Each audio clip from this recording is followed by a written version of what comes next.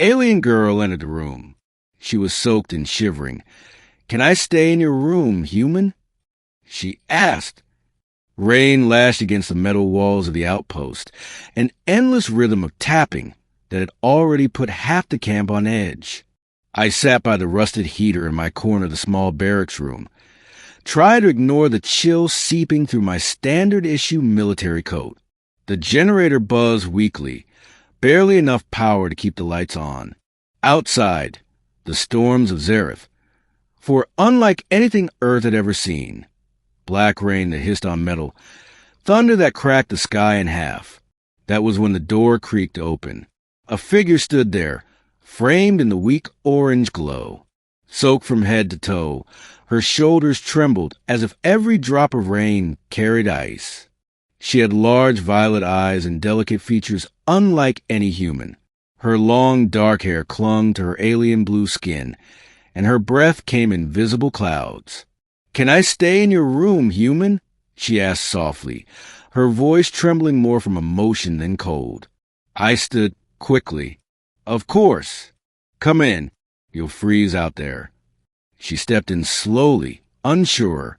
Water pooled at her feet. I grabbed my only towel and offered it to her.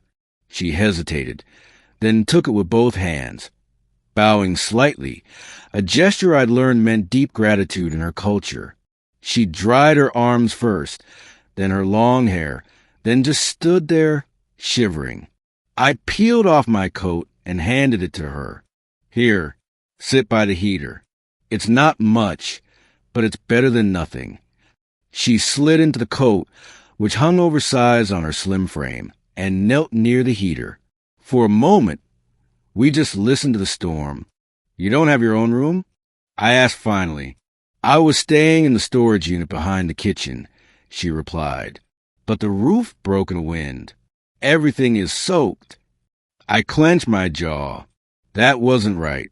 She was supposed to be under protection, an official liaison from her people to ours. But ever since the ceasefire, many humans still looked at her like the enemy. It was wrong. "Why didn't you come sooner?" I asked gently. She looked down. "I didn't think you would want me here." I sighed.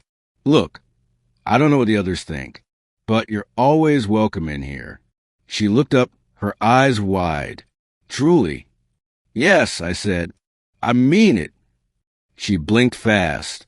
"You are different from them. The others, they stare, but they don't speak. Or if they do, it's only to mock."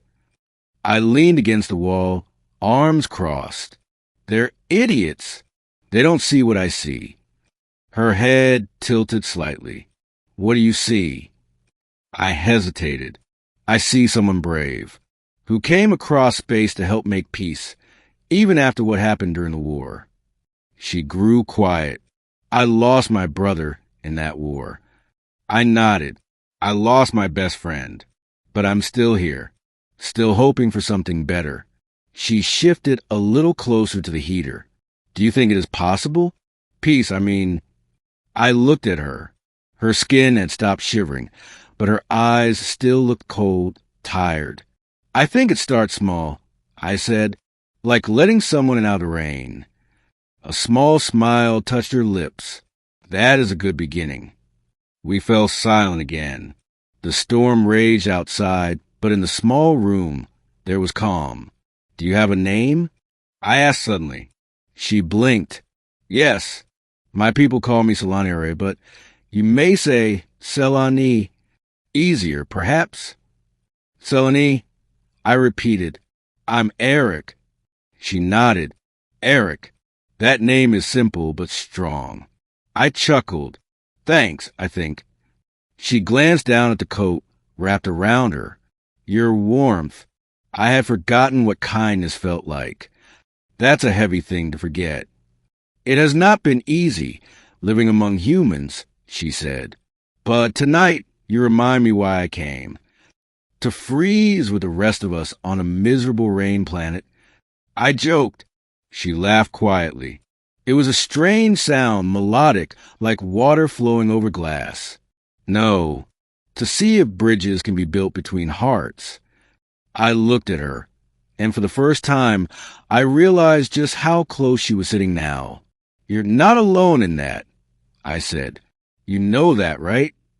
"I didn't," she whispered. "Not until now." I walked over to the spare cot and dragged it closer to the heater. "You can sleep here tonight.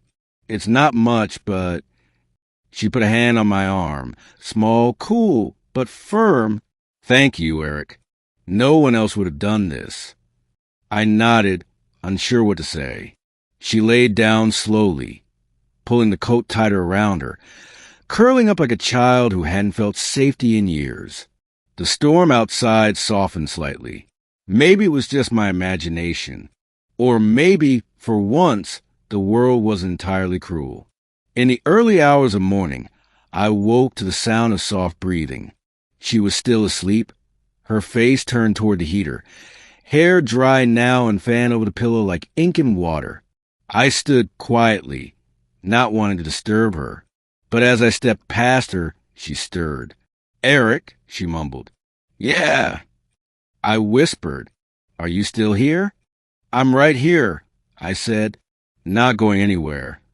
She relaxed and closed her eyes again. Something about that moment lingered in my chest. The quiet trust, the fragile peace between two souls from different worlds.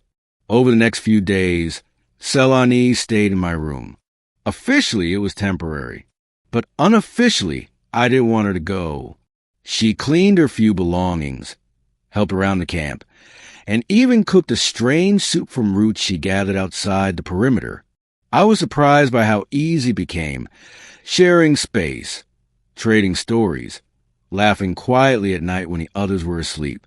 One evening, while watching the storm together through the small window, I asked her, "Do you ever miss your home?" She nodded. "Every day. But being here with you, it makes it less painful." I turned to her. "You know, you don't have to stay here just because you're cold. Even after the storms pass, the room's still open." She looked at me for a long moment, her violet eyes shimmering. "I do not stay because of the storm. I stay because you are warm in ways no fire can match." I didn't have words for that. She reached out and took my hand, fingers intertwining gently. Her skin wasn't cold anymore. Weeks passed, and the outpost began to change. People noticed her differently. Some started speaking to her, asking her advice, listening. I think seeing her by my side made a difference.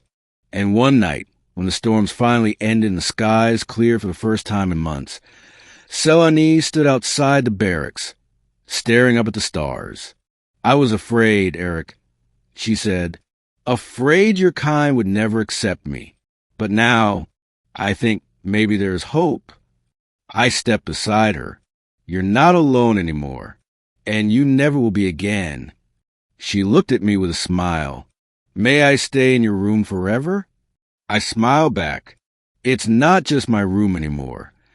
And under the open sky of Zareth, for where black rain once ruled, an alien girl and a human soldier stood together, warm, whole, and no longer strangers.